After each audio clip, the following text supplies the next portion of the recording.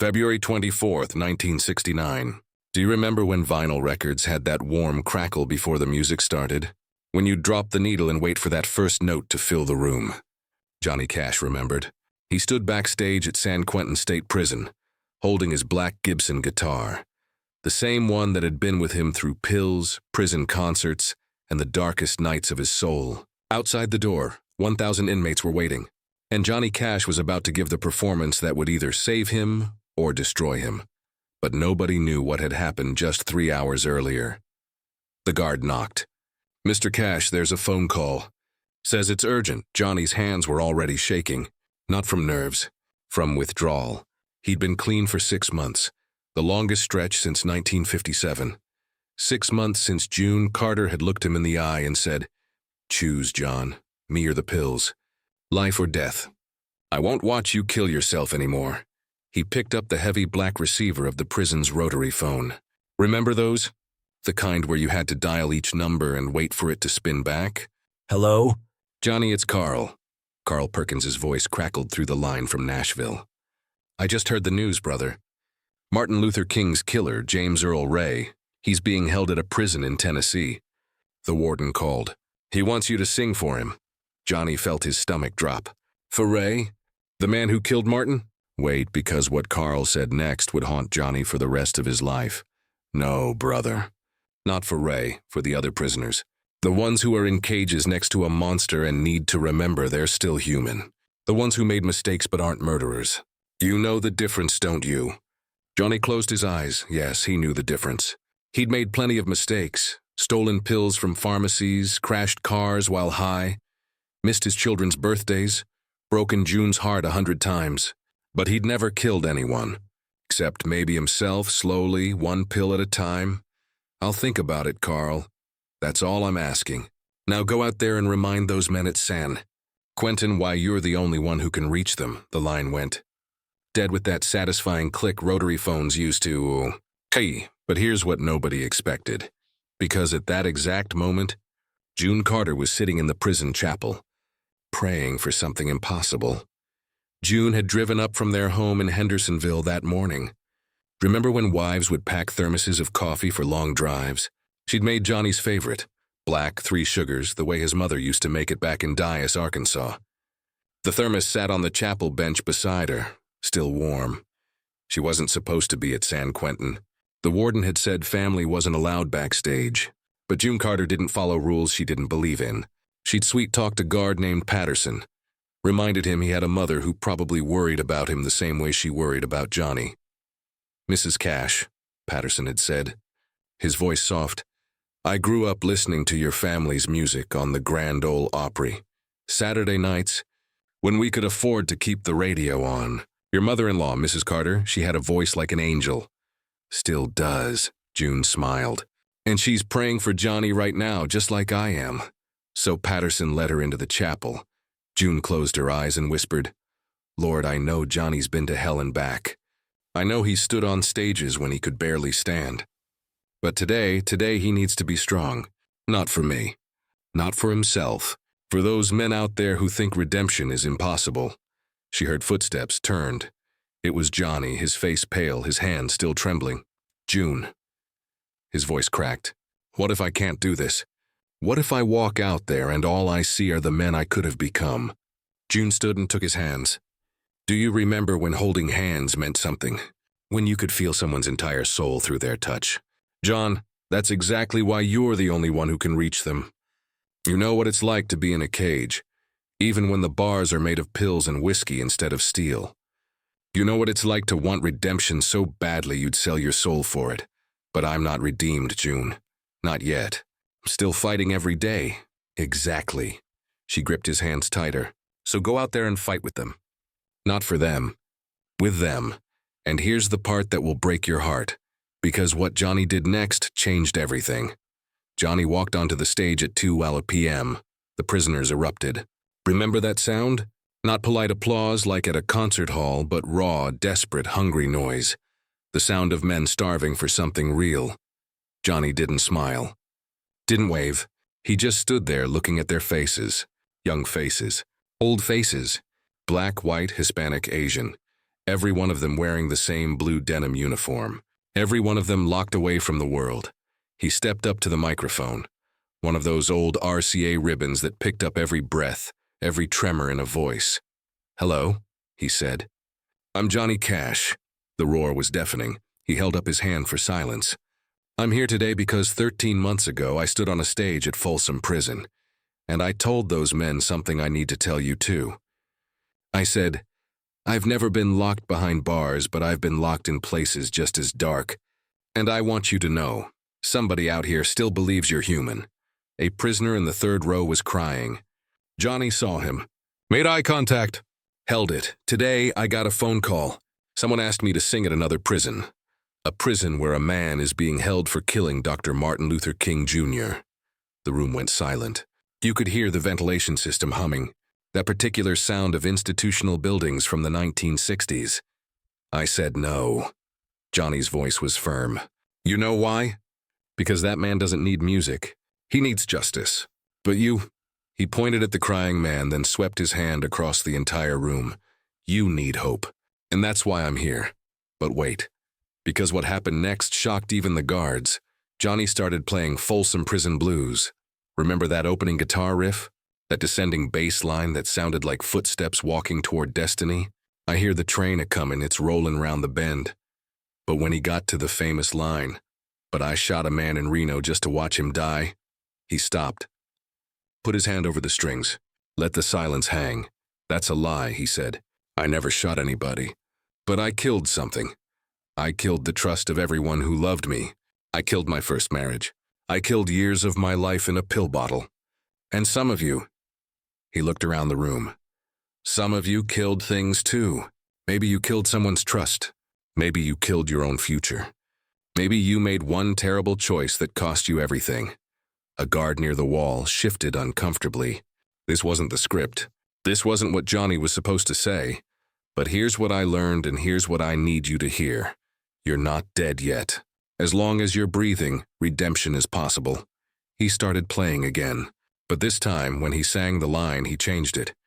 "But I hurt someone who loved me, and I can't take it back." The prisoners understood. They weren't celebrating violence. They were mourning it.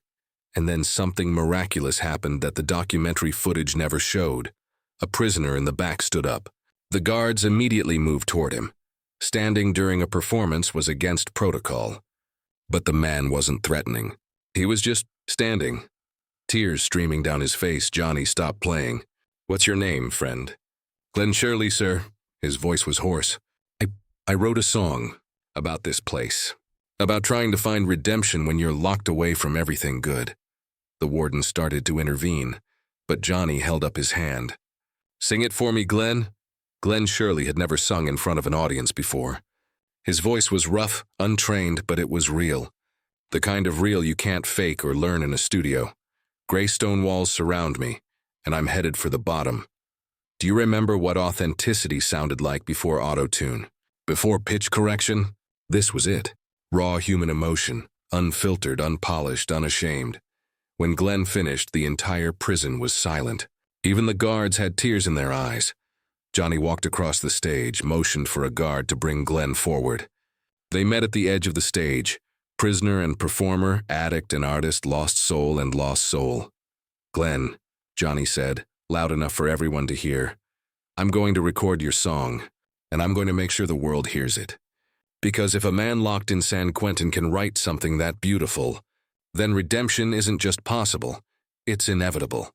But here's what makes this story even more incredible, because 5 hours later, Johnny made a decision that would change multiple lives. Back at the motel in San Francisco, Johnny sat with June in their room. Do you remember motel rooms in the 1960s? The floral bedspreads, the wood-paneled walls, the black and white television with 3 channels and rabbit ear antennas. June was brushing her hair, 100 strokes the way women used to do before hair dryers became common. Johnny watched her in the mirror. "I want to hire Glen Sherley," he said suddenly. June's hand stopped mid-stroke. "Johnny, no, hear me out. When he gets out, and he will get out, I want to give him a job. Roadie, stage manager, whatever he can do. I want to give him the chance nobody gave me when I was at my lowest. John, you know how this could look. taking an ex-convict on the road. I know exactly how it will look. His voice was firm. It will look like I meant what I said about redemption. It will look like I'm not just singing about second chances, I'm giving them. June set down the brush, turned to face him. You really believe in him? No. Johnny shook his head. I believe in the possibility of him.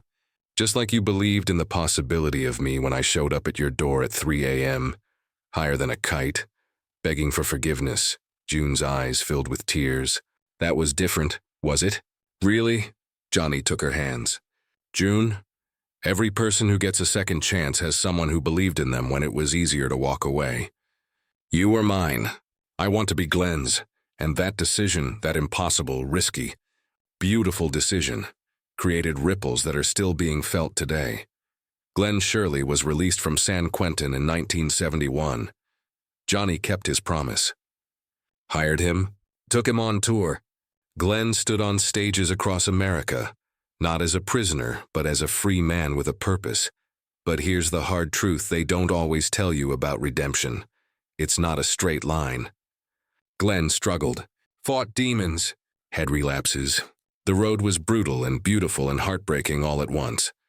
In 1978, Glen Sherley took his own life. When Johnny heard the news, he was in his tour bus somewhere between concerts.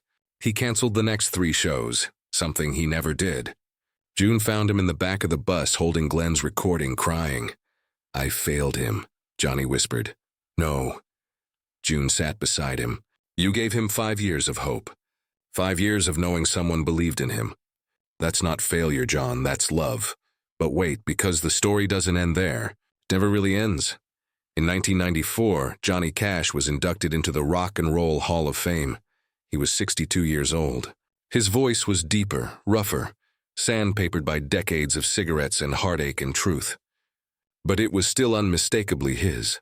During his acceptance speech, he said something that made everyone in the audience go silent. I want to talk about a man named Glen Sherley. Most of you don't know that name. He was a prisoner at San Quentin who wrote a song that I recorded in 1969. I promised him redemption, and I couldn't deliver it. But you know what? That failure taught me something more important than any success ever could. We don't redeem people.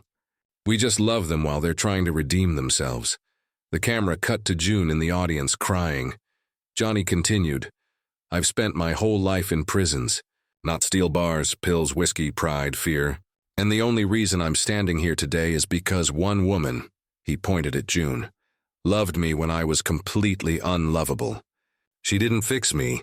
She just refused to give up on the possibility of me. And here's what will absolutely wreck you, because 20 years later, the echo continued. 2014. A man named Marcus walked into a halfway house in Nashville.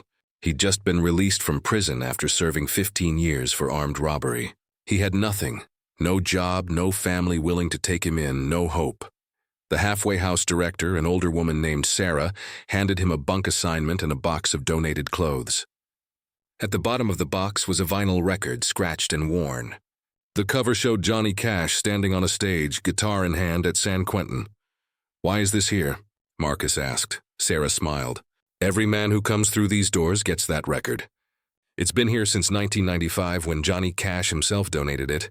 There's a note inside. Marcus opened the record sleeve. On yellowed paper, in handwriting that trembled with age, were these words. To whoever finds this, I was once where you are, scared, ashamed, certain that redemption was impossible. But I'm proof it's not. So is Glen Sherley, even though his journey ended differently than we hoped. The point isn't whether you make it all the way. The point is that you try, and you let people love you while you're trying. That's what June taught me. That's what I'm teaching you. Keep walking. Keep fighting. I'll be with you in spirit. Johnny Cash, 1994. Marcus stood there, holding a note from a dead man who understood exactly what he was feeling. And for the first time since his release, he believed that maybe, just maybe, he had a chance. Because that's the real story. Not about one concert. Not about one man. About an echo that refuses to die.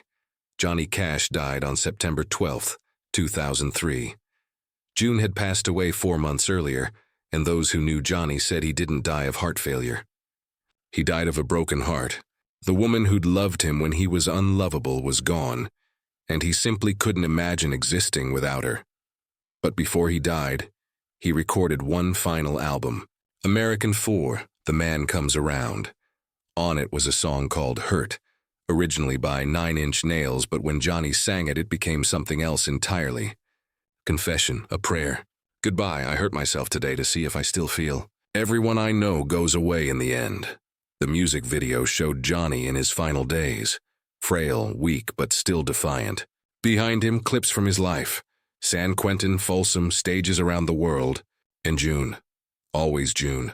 When young people saw that video, they asked their grandparents, "Who is this man?" And if you were lucky, your grandparents remembered.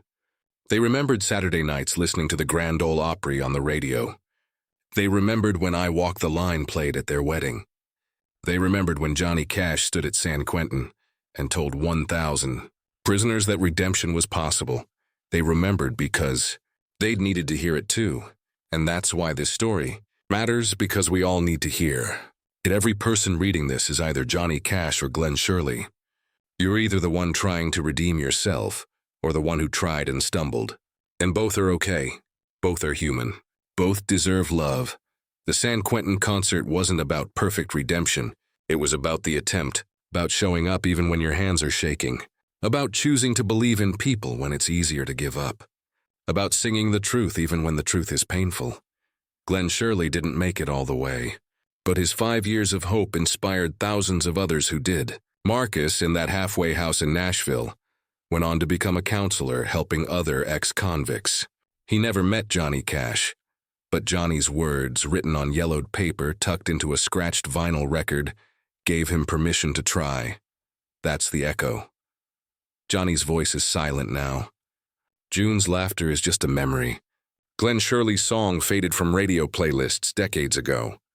But somewhere tonight, someone is listening to San Quentin on streaming services their grandparents wouldn't understand. And they're hearing the same message that prisoners heard in 1969. You're not too broken. You're not too far gone. Redemption is messy and hard and sometimes incomplete, but it's always, always possible. Do you remember when music had that power? When a song could change your life? When vinyl crackled and radios glowed warm and voices like Johnny Cash's could reach through prison bars and touch your soul? It still does. The technology changed. The delivery system evolved. But the human heart, desperate for hope, hungry for second chances, aching for someone to say, "I believe in you," that never changes. The San Quentin concert lasted 45 minutes, but its echo has been playing for 55 years. And it's still playing right now, in halfway houses and rehab centers and lonely rooms where people are wondering if tomorrow will be different. Johnny Cash promised Glen Sherley redemption and couldn't deliver it. But he delivered something better, the attempt, the love, the refusal to abandon hope even when hope seemed foolish. And June delivered something even more powerful. She loved Johnny Cash when he was completely unlovable. She didn't fix him. She just stood beside him while he learned to fix himself. That's the real redemption. Not perfection, not flawless victory, just stubborn, defiant, impossible love that refuses to quit. The echo never ends. It's playing right now. Can you hear it?